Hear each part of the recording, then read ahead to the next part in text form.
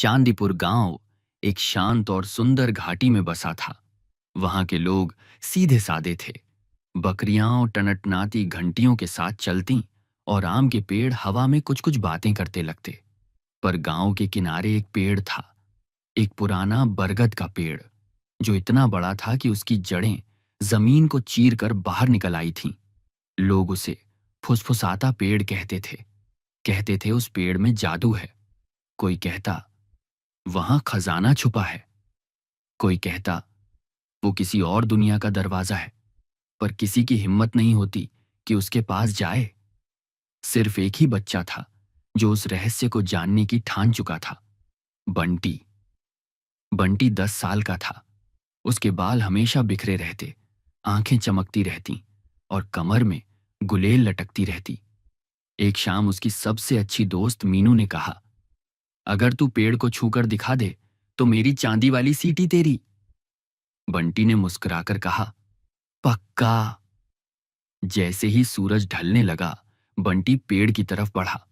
हवा अचानक ठंडी हो गई, पंछी उड़ गए और पेड़ की शाखाएं बिना हवा के भी सरसराने लगी। बंटी ने जैसे ही पेड़ को छूने के लिए हाथ बढ़ाया, अचानक कोई फुसफुसाया, आखिरकार कोई तो आया। बंटी चौंक गया। उसने चारों ओर देखा, पर वहां कोई नहीं था। फिर वही आवाज आई, छू ले मुझे और द्वार खोल दे। पेड़ की छाल हल्की रोशनी में चमकने लगी। बंटी ने धीरे से हाथ बढ़ाया और छाल को छू लिया। धरती एकदम कांप उठी। एक जड़ हिलकर जमीन से एक छोटा सा पत्थर का दरवाजा खोल देती है। उस पर चमकते अक्षर उभर आते हैं, सच बोल या सदा के लिए यहीं रह जा। बंटी फुसफुसाता है, मैं नहीं डरता। दरवाजा खुलता है और बंटी अंदर घुस जाता है।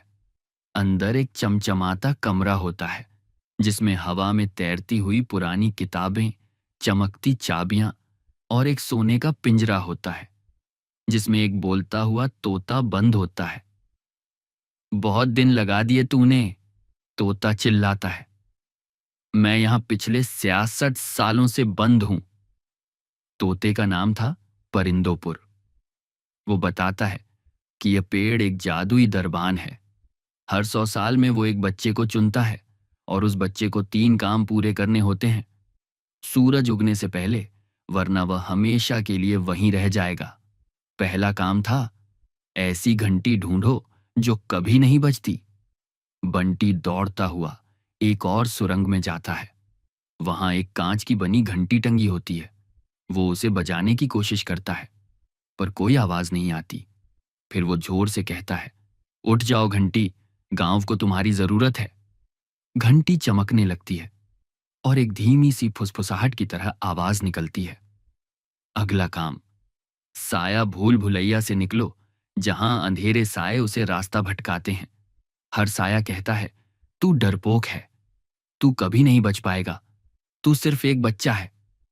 बंटी अपनी आंखें बंद करता है और चिल्लाता है, मैं बंटी हूं और मैं नहीं डरता। साए गायब हो जाते हैं। तीसरे काम में उसे एक आईना मिलता है। आईने में वो खुद को देखता है।